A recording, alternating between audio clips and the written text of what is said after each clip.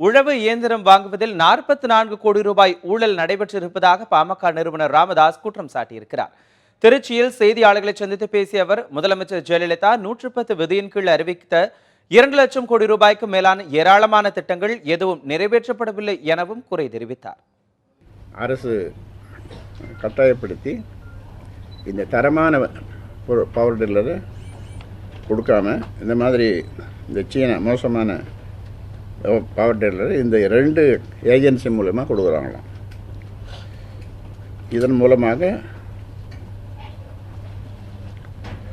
ஒரு பவர் டில்லருக்கு 1,10,10,000 ரூபாய் கிடைக்குதாம்.